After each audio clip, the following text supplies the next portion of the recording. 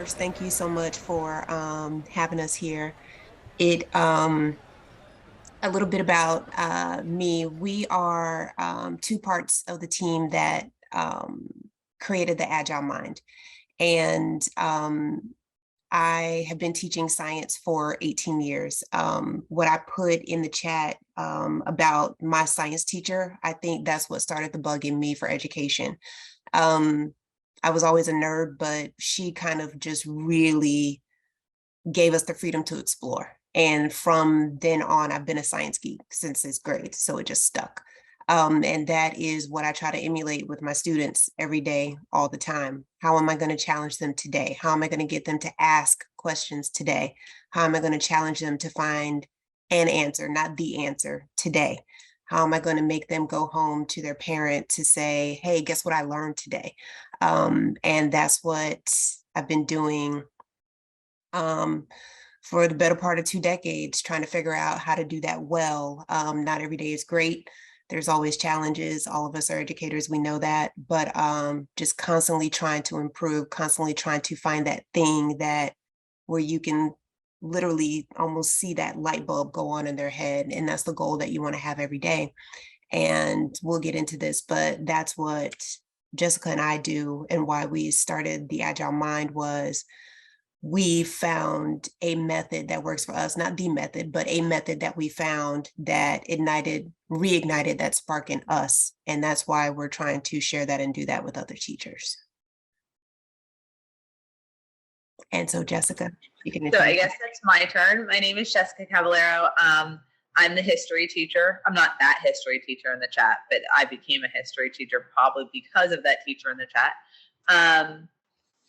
I am the co-founder of the Agile Mind. Roz, again, I've been teaching for about 15 years. I've taught all down the East Coast of America. So in all of our different states and all of our different laws and codes and things. So it's been fun throughout these years getting to know the difference just in a couple of states that you can call education and educational standards. I met Roz, and during the pandemic, when schools shut down, you just saw how lonely and upset our kids were. And we reached out and found ways outside of education to pull into education, which incredibly improved our experience and our students' experience to really bring the fun and actual learning back during those years when we were distant learning and hybrid learning and that kind of stuff. So like Roz said, we found a method that's excellent, and we want to bring it to more teachers as a choice so that they can bring that passion and that spark back to their profession. And our kids can really get hands-on learning and experiential inquiry-based learning that really pulls them in and makes the learning deep and meaningful.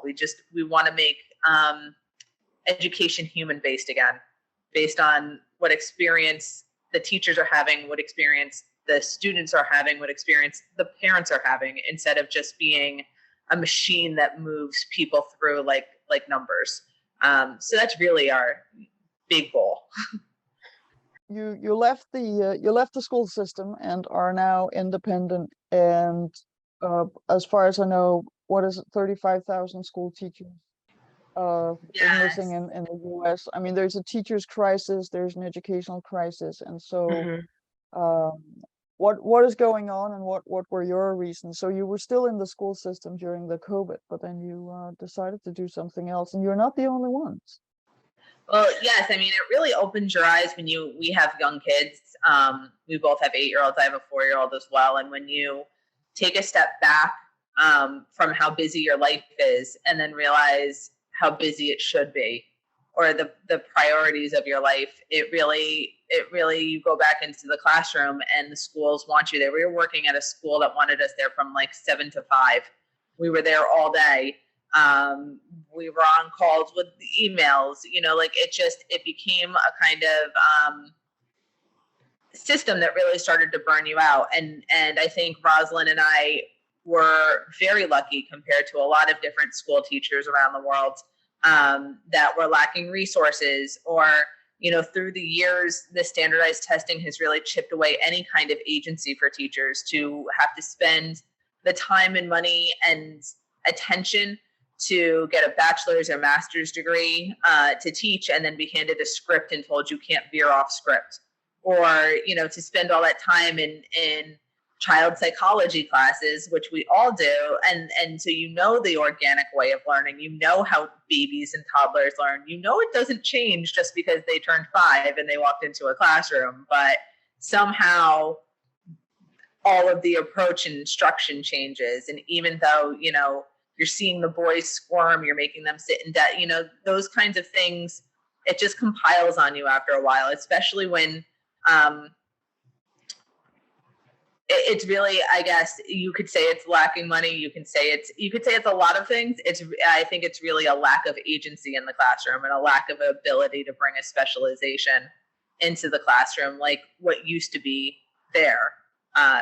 Roz, what do you think? I think it's definitely something that Jessica preaches all the time, is that I think people have forgotten the purpose of education. The purpose of education is not to, or it shouldn't be, the point of just checking off a box.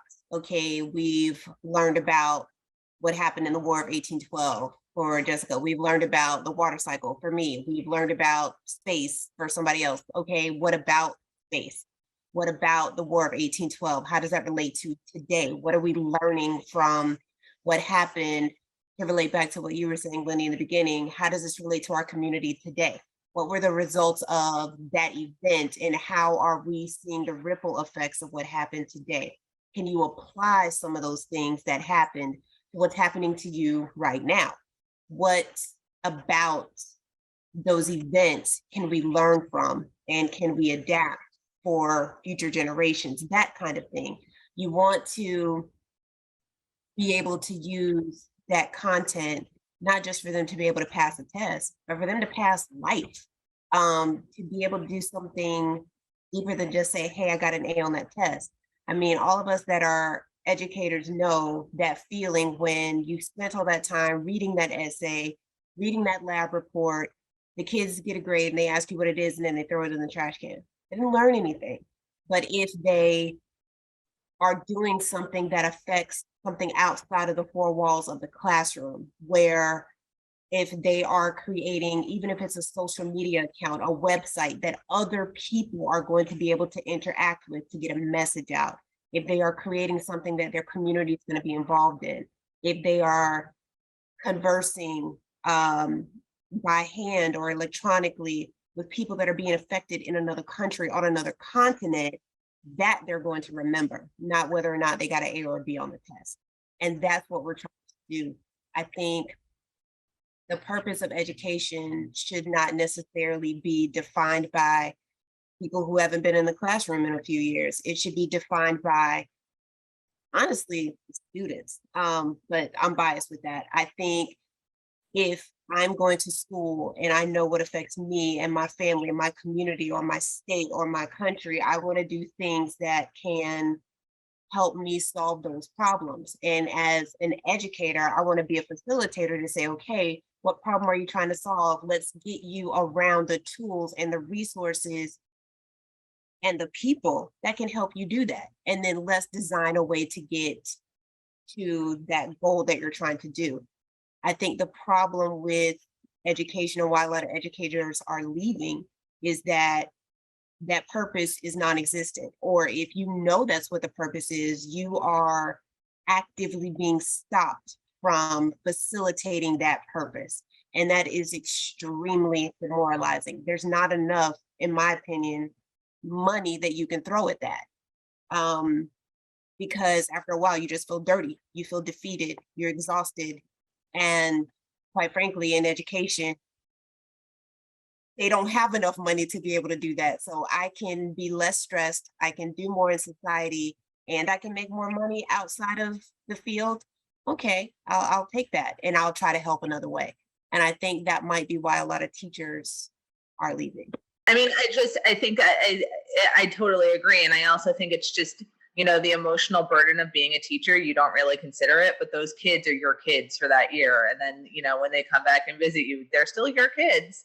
And whether you're taking home papers or not, you're bringing home the stress of your kids because they're yours. And, you know, when you get that time away in the pandemic, like we did, and you get to spend time with your own children, now it's really hard to pick up 130 other children again. It's quite a burden to carry with you all the time. On top of that, and no offense to anyone outside of education, because every job is important, but, you know, education requires a certain kind of multitasking. I think I've read somewhere that in a teacher's like first period of the day, they get interrupted 1,000 times. That's 1,000 times that your brain has to stop and switch what it's doing and then switch back. So you're in a constant pivot. You know, whether you're physically exhausted, you're mentally exhausted. You can spend all day doing circle time and still be mentally exhausted because you're talking, you're switching, you're talking, you're switching. You know, in a lot of different jobs, that's not the caseload either. So you can put down the emotional stress of 135 kids and sit at your desk and do one task at a time. And that's a huge difference in the kind of life you can live as well. So, you know, when teachers are looking at this and coming back from this break, you're seeing this change. I just want to add on something to Roz as well, is that, you know, when the kids came back, they're not engaged either. So it makes the teacher's life really rough right now. And that goes back to Roz's idea of purpose, is that, you know, after this kind of pause in society, no one's seeing the purpose in the way that it's still running. The kids don't know why they're learning the water cycle or the War of 1812 or, you know, whatever it is, because the learning is not connected to real life, as Roz was talking about. So when the kids don't see purpose, then you have classroom management issues. On top of classroom management issues, you have all the other things that we were talking about. You know, it's just a breakdown of this system that we really need to tackle and stop saying, well, the kids will get back into it in a year or two. They're very smart. They can access all of human history on their phone right now. So they have all of human knowledge on their phone right now. They want to know why you're making them read a textbook in class, because they have access to information and they know they can access it. I think something that's tricky too is that the problems that are being magnified right now are not new. Teachers have been sounding the alarm for decades, but through COVID, parents and students started sounding the alarm too. And the focus to get back to quote unquote normal is kind of scary. Because, I mean, if we ask educators and students, was normal really that great? Do we want to rush back to that? There are some things that we want to get back to, being able to be around other people and not being stuck in your house, given. But the normalcy of at least traditional educational systems in the United States, not so much. There's a lot of things that needed to be improved, and not downing the United States. It's my country. We want to improve it though. And there are models that are doing it a lot better than we are.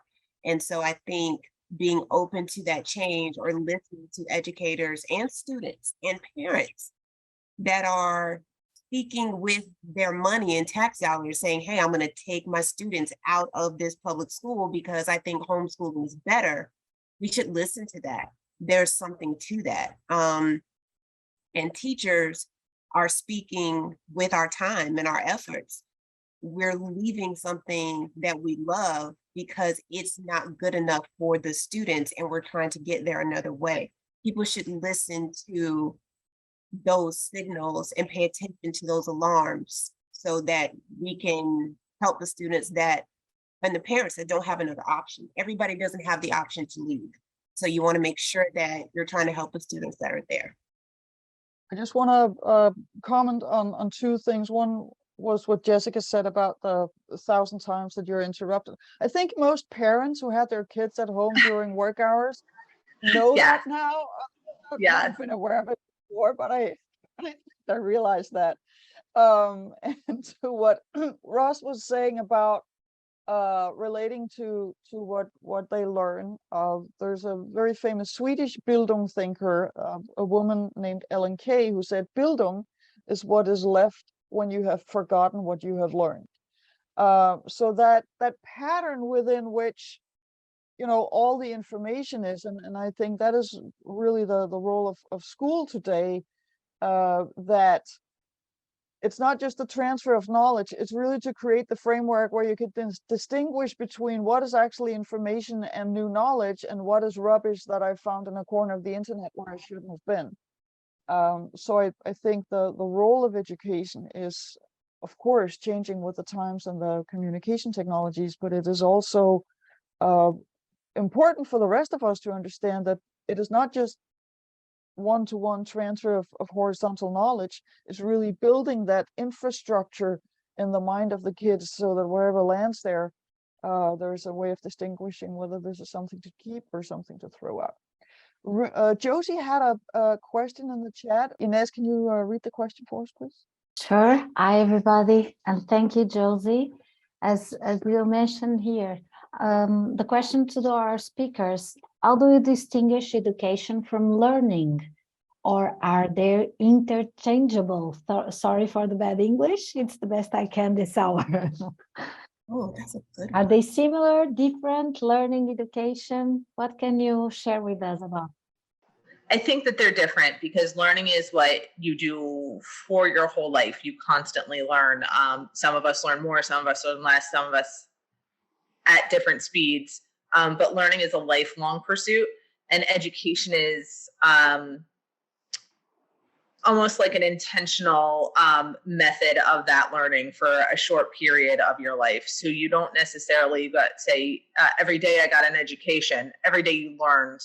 But an education comes in a short period of your life, or it's like a certain way that you go about that learning for a certain period of your life. But I think learning is intrinsic and organic and never stops, no matter how hard you try.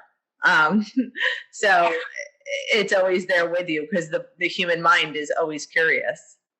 I like that. And I'm sorry, the science geek in me again is, and you can tell that we're starting a unit on the weather when I say this, so please forgive me.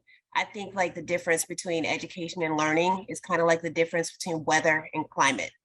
So education is like weather, like Jessica said, it's short duration, a couple of hours, maybe a couple of days. Learning is climate. It's that long-term kind of thing that's always going to happen because of that area and those conditions in that area. So it's like the learning is long-term, the education is like, it's a quick thunderstorm, that's it, I've done it, let's move on. Does that make sense? Yeah. A lot. I would also say that, I mean, the kids and adults have this natural yearning for learning. We really enjoy learning, but it has to be, there's this pedagogical philosopher, Vygotsky, who talks about the zone of proximal learning. So we learn on just the edge of what we already understand, and where we feel like, now I know even more about this thing. It's like you just keep adding to where the boundary of our knowledge is. And so we do that, and there's a great pleasure in that kind of learning, and we learn a lot from play, actually. And whenever we feel, I mean, there's also the people who talk about the zone, where you forget everything that goes on around you and you're just fully occupied by whatever it is that you're doing. And there's usually some kind of learning taking place when that happens. And I've started to think about, if I were to design a system that would be very efficient at killing children's desire for learning, I might want to bring in 30 kids in a room according to their age, not according to their interest or talent. I would force them to sit down for 45 minutes, not let them get up whenever they needed to go to the bathroom or anything.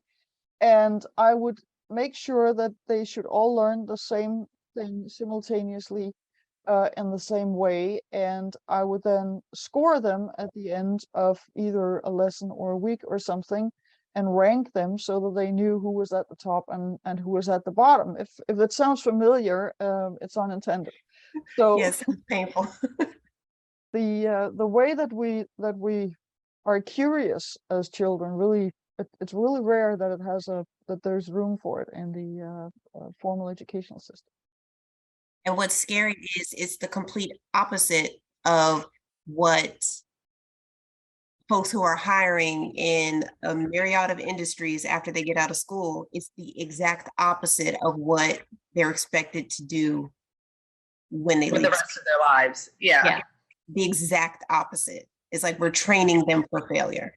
It's really unsettling. Yeah. Well, it goes back to what you were talking about earlier, is that, we sit there and we try to, it's a one-way flow of education. Roz and I call that a push-based form of education, because there's a teacher and they control all the knowledge and they slowly push it out to you, and they tell you what the cadence is, and they tell you how much you can handle, and they tell you, and they slowly disperse. And then that worked in a previous time when people didn't have internet access, when you had to carry your knowledge with you for your whole life, where you had to learn it and carry it with you because you had to know it, and apply it throughout your life, and to have those kinds of lessons really made sense in that time. But right now, when our kids have all of human knowledge on their phone, we really need school to really think about what their purpose is again. And their purpose is to take that knowledge and build connections, and build weird connections, because we have complex problems that are going to need complex solutions. We need kids that can collaborate. We need kids that need teamwork. We need kids that can work remotely. We need kids that can do those kinds of flexible thinking and have flexible cognitive patterns, which was not required of school when school was first created. So we need to transition so that we get out of that push of content, and we get into a pull of, let's pull your information and build your connections and see how you're creating your flexible models. Let's see how you fail and regroup and try again. Those are the things that we need to practice during childhood, so that people can graduate even just regular high school without university and go on to have really great careers. We have a question again from Josie. So Ines, can you read it, please? You're welcome. And Josie is asking us, I'm interested in the focus of asking better questions versus being right. Very connected with what you are saying about failure. Could you go forward with this? One of my favorite books is called A More Beautiful Mind. I recommend it to everyone. Please buy it, by Warren Berger. We don't actually know each other, but we should. He wrote this great book, and I read it during my second pregnancy. So I had already been teaching for years and years. And what it taught me something that, could have fell out of the sky and hit you, and said that your babies ask tons of questions. I had a toddler at the time, nonstop questions. Well, why is the wall a wall? Why, they ask you everything. And then at 5th grade, they stop asking questions because they go to public school and they're socialized out of asking questions. Because the teacher needs to move on, and there's 30 kids and they can't entertain all of your questions. So you stop asking questions. And then you get to the kids that I was teaching in 8th grade, and the only questions they ask is, can I go to the bathroom, and is this graded? And then you say, okay, it's time to do research. And these kids don't know how to do research. So they have all of human wisdom at their fingertips, and they don't know how to get it. Because if it's not on Wikipedia, and if it's not in that convenient paragraph at the top of Google, they don't know what to do with it. And they don't know how to ask a question to get deeper. I once had a kids doing a research project about Shakespeare. After 45 minutes, they told me they were done. After 45 minutes, I was like, oh, you know everything about Shakespeare? Everything? And they were like, yeah, we looked, we're done. And so what Roz and I do now is the first thing we do every year with students, but what we still do in our coaching lives is we teach our kids how to ask questions. And we teach our own kids, most importantly, but we teach all kids, how do you ask questions? What are open questions? What are closed questions? How do you find information? How do you get information and ask more questions? It's one of the fundamental skills that I teach, are taught every single year, and that we still use in our classes today. It's the most important, I think, to us. Plus, I mean, as an educator, I kind of like torturing the kids a little bit. It's just fun to mess with them because they just want an answer. And when they realize, yeah, no, that's just one. So how many places did you search on Google? Oh, I searched 3 websites in the entire internet. Keep asking more questions. How can I do this? How can I do that? And okay, they think they've got it, and then they get frustrated, and you can see they just really want to hit you with a book or something, but you're like, okay, no, let's do some more questions. And then they get really, really good And then they're like, oh, and then you see the light bulb and you're like, I get what you're doing. It's like, yeah, now keep going. More questions, more questions. It's really fun. So I have a question with regards to the American school system, which is, what is rubric learning? Because it came up and it was new to me. It depends on the rubric, right? I don't know that there's a standard definition. I've never heard of rubric learning as opposed to project-based learning or inquiry. You know, I don't know how you guys are doing it, but a lot of teachers will use rubrics.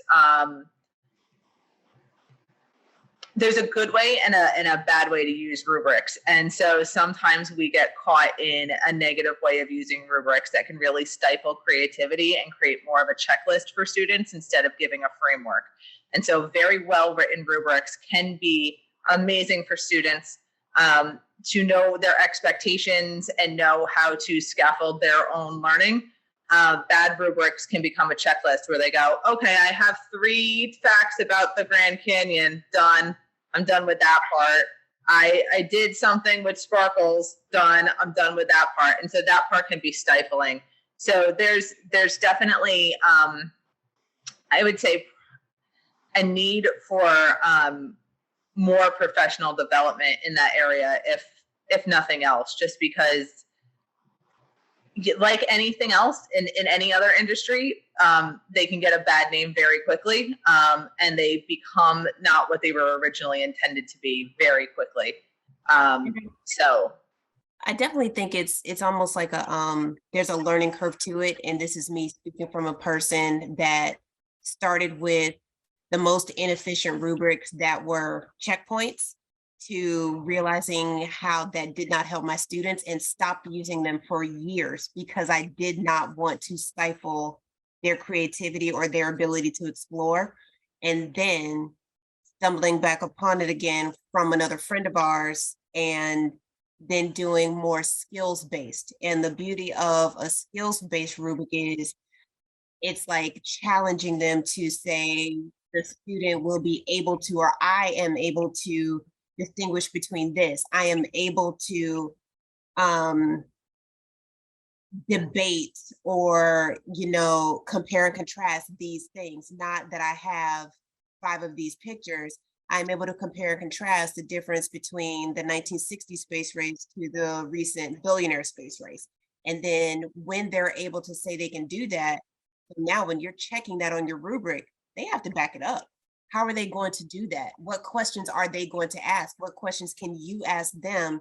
And then what evidence are they going to show you for their point? And the beauty of that is every single student in the classroom could have a different way that they're going to demonstrate that. And that's what makes a better and more efficient rubric. So it might be a learning curve. I'm all for kind of having to grapple with it yourself, even as an educator.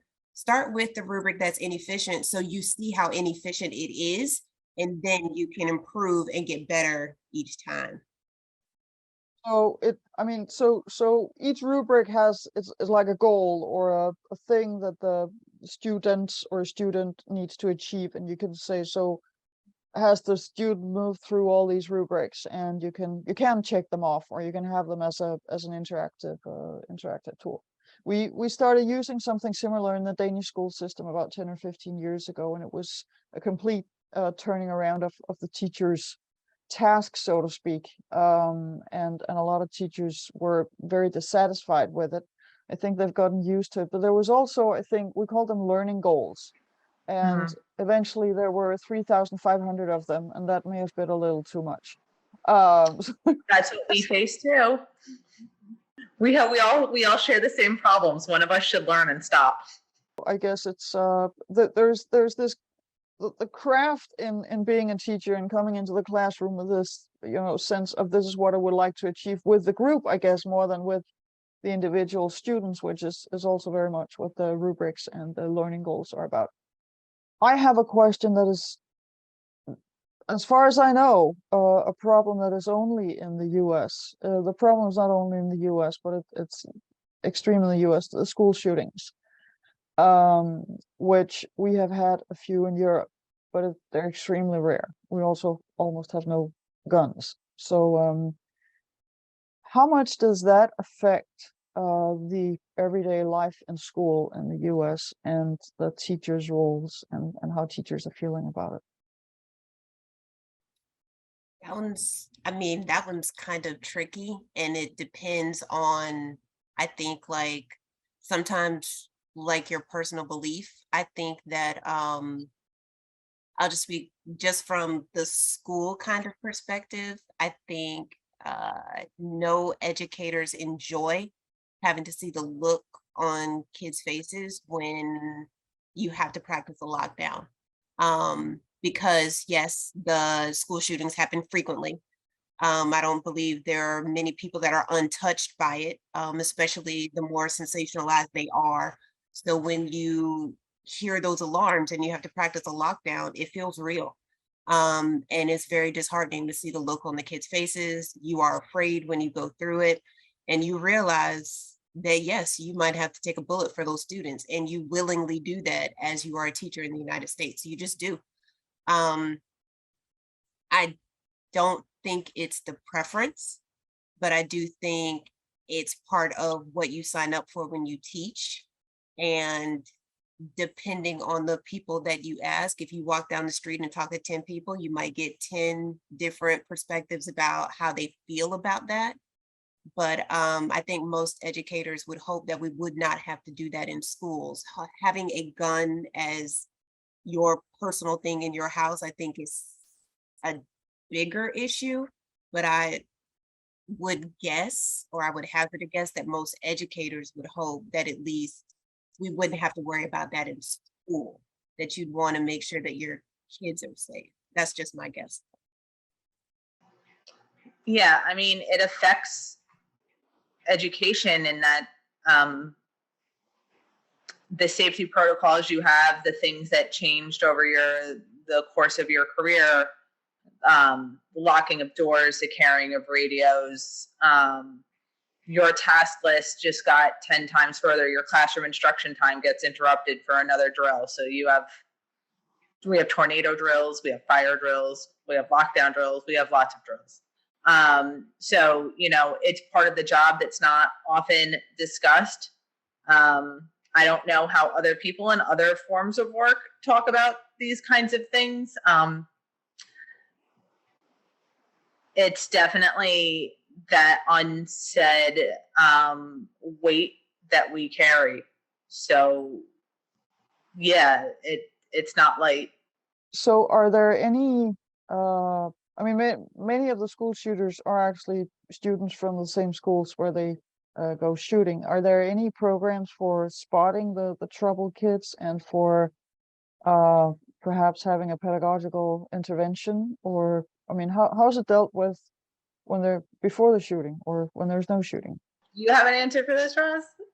I have one that may not help, but let me say this. There are programs available. Their effectiveness is questionable.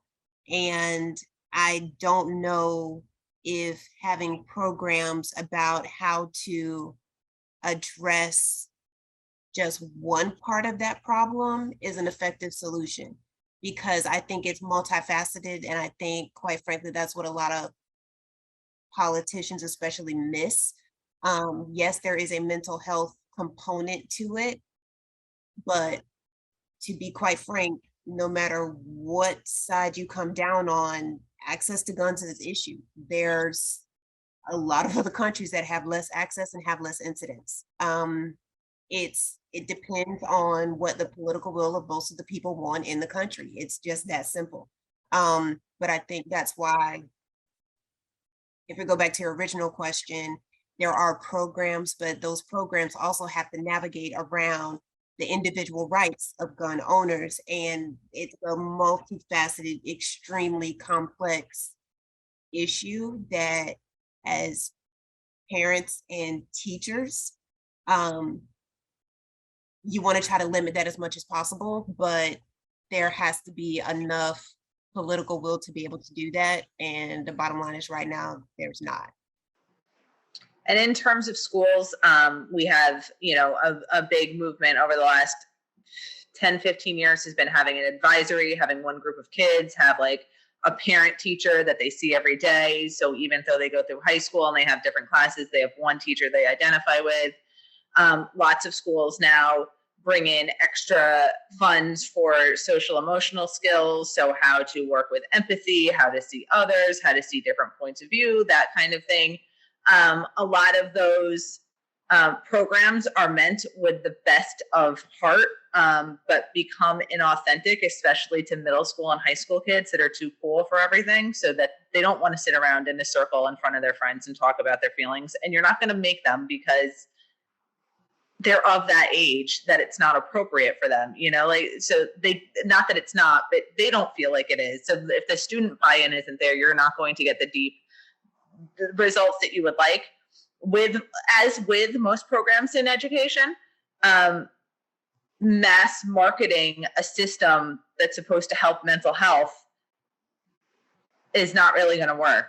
It really needs to be school-based and team-based and, brought upon by the culture of your school and the culture of your kids and what's going to speak to your kids.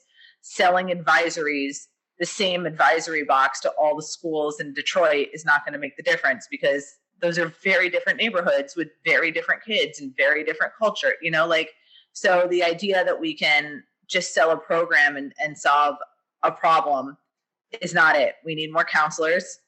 Teachers need more time. Kids need less busy schedules. Kids need open play, even at the middle school and high school level, so that they can learn how to socialize themselves. Like, all of these things are what we're trying to target with an advisory program. And we could just step back and let the kids have these things and not need to spend all that money on an advisory program they don't like. Yeah, they don't need a script. They need interaction, and maybe some away from the phone and from technology. You should be able to sit at lunch with somebody and not be looking at your phone the whole time. That might help, maybe learning how to have an argument rather than reaching for a tool that's going to end the argument permanently. So one of the things that I have thought about lately is the framing, or the way that we talk about empathy, for instance, and other emotions as skills rather than as something that is part of your character. And what I hear you saying is that you need time to develop that side of their character, and not just have people coming in from the outside, or you're taking a course in how to run a session that perceives empathy or collaboration as a skill, but it's something that you need to have time to do with the kids, and I suppose also over the years. And I think Jessica and I've talked about this a couple of times. It's probably better if it's something that's not scripted. Maybe it's some kind of idea that they can all get behind. So maybe as an advisory, Jessica had the idea of them tackling a project, whether it's for the school or community, something that they can all do together. So they're forced to collaborate, because in a group that big, if you have an advisory class of maybe 15 to 20 kids, not everybody's going to agree. So that right there is like, okay, you just sit back and watch the magic happen. As long as they're not killing each other, they have to learn how to self-organize. They have to learn how to collaborate. There has to be some give and take. You can't just beat somebody up because they don't agree. And then once you come up with ideas, okay, this is the best idea that the collective group has agreed to. And now how are we going to implement that? And then those different skill sets that they have. Who's going to be the person that's going to market this? Who's going to make it look pretty? Who's going to be the person out in the front selling it?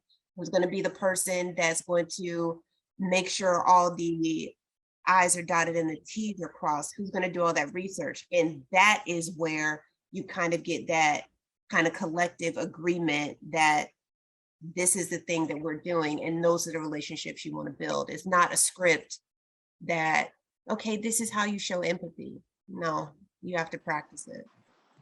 This is really, it comes back to our purpose of making education human-based again.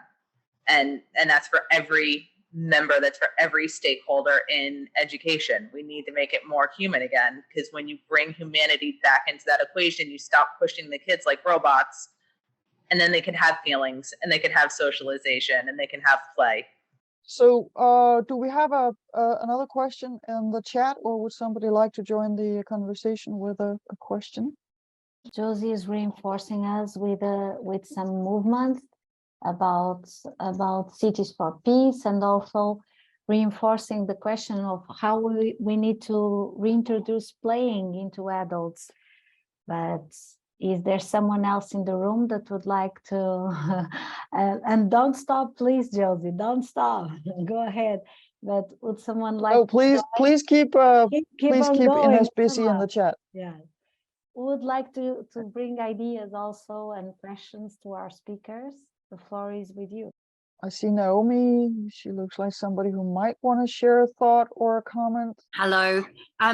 That's a really interesting point, and I was wondering if there were ways that you could suggest of when collaboration and working together with very small, with early years, and obviously those cooperation skills are sort of innate, but sometimes they need to have it built up over time, or scaffolding, I'm finding. And I don't know if you have any ideas on that front about really giving them the support they need to kind of reach that point where they can work together effectively. I know this is shocking, but I taught preschool. Did you know that, Roz? For 4 years. I only did 1 year. I only did 1 year. She laughed at me.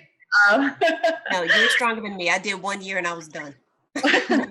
So in those younger years, you're right. It's a lot of scaffolding, and it's a lot of mindfully calling out or modeling, and having, I'm having such a mind, declarative language. So a lot that helps in the younger grades is talking through your thoughts, because they don't know that their thoughts are shared by other they don't know that they're going through the same processes of others. So when I walk over here and Sally's already at the stand station, I might say to Sally, could you please move over?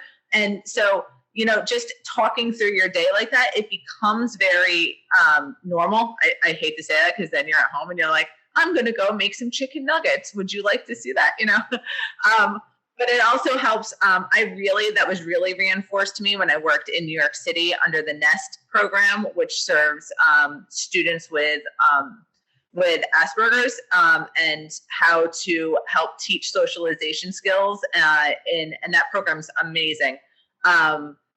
But it really taught that point of like having declarative language, having a schedule so the kids don't have to remember how to socialize and move. So like there's certain movement ways, and we move this way and we shake hands on our way in the door or whatever it is, because those kinds of things, and especially even with little ones, 3 and 4 and 5-year-olds, you model it for a week or two and they've got it, and they'll never stop doing it. You'll see them at 20, they'll shake your hand before they come in the door. They've got it. So that declarative language really helps, and that modeling really helps. And hopefully by winter break, you can stop talking out all your thoughts. I would add too, I tell this to my husband all the time in my teacher voice. I'm like, humans do what we're taught. Seriously, the modeling doesn't stop. So whether you're doing it with the littles or you're doing it with middle school or high school, they're going to model the behavior that you do, even if it's just in your class. They know that in this class, I'm free to sit on the floor. I am free to use my headphones. I know that I don't talk in this tone to this teacher because she gives me the crazy look, or I can be more friendly with this teacher because she's more comfortable with it. So I do think that modeling is important, but again, like we said at kind of like the beginning of the conversation, the modeling shouldn't stop when we think, okay, they've got it, they're done. You know what I mean? We should continue to model. Like when I was at my old school, I always stood by the door. Good morning, how are you? I didn't shake their hands, but good morning, how are you? And if I didn't do that, they would come to me. Hi, Miss Jackson, how are you? Like you messed up the routine. No, say good morning to me, because it helped their day. So kids do what they're taught. No matter what their age. Yeah. And further, I think a teaching technique that Roz and I use, especially when we're running agile classrooms or we're teaching other teachers how to run agile, is probing questions, is not telling the answer, but it's saying, what would you do if you were at the sandbox when Sally walked over? If you became this person, what would you see? You know, just those kinds of questions that there's no right or wrong answer. So you're not really putting them on the spot. And it's conversational. It's not, you know, you're not yelling at them or, you know, scolding. But it's like, hey, I saw that you wanted to get water. How should you get water at this faucet? You know, so just those questions too really open it up, because you know, a lot of times kids are like, oh, there's water, I'm getting it. You know, there's no thought process in it. So slowing them down to see that thought process is incredibly helpful. And it's not just for the littles. When Roz and I are teaching Kanban or how to do daily stand-up meetings or any kind of business level skill to middle school students, we're like, hey, how would you like someone to talk to you about missing work? Or that paper is not up to standards. How would you talk to a person about changing their work but not hurting their feelings? And so you're not necessarily giving them answers, because they're building their critical thinking along with their empathy and their emotional skills. Something I learned from a teacher at a school 2 schools ago now, or 3, but he would always ask the students when they would come to him, and with looked like an easy problem, whether it was easy or hard, he would say this. He would always ask them, how do you solve that problem? And that was a thing that he would use so that he would not give the answer. This is the really simple version of what Jessica was just talking about, but you stop yourself from solving it for them. And if you see 2 kids that are supposed to be collaborating, but they're actually trying to kill each other, stop. Okay, this thing happened. How can we solve this problem? And then have them stop, wait a beat, and think. It's applicable for, oh, Ms. Jackson, I don't have my pencil today. How are we going to solve that problem? And then they look around the room and see, okay, this is a place where I have extra pencils or whatever. If my partner didn't do their homework and we're about to get 10 points off because it's due tomorrow, okay, great. You're telling me she didn't do her homework. How are we going to solve that problem? So it can go from small problem to big problem, but it gives them that moment to pause. They know you're not going to solve it for them.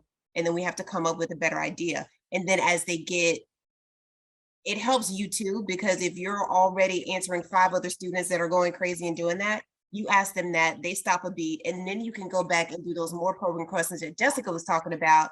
And then the process keeps continuing. So that kind of a more better question kind of technique still happens, but it gives you that moment for everybody to pause and think and not just react. Yeah. We are about to wrap this the session up, so I'm gonna send Naomi back into the background here. I have one final question for you, Ross and Jessica.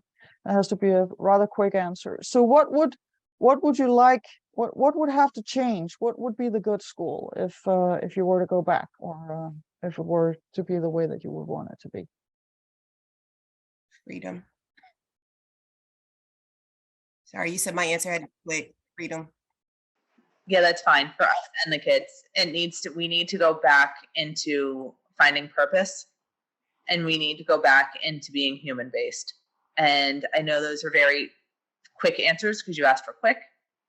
But yes, I think the right sentiment from that is that we need to refine purpose for us and the students, and we need to remember that we're all human beings.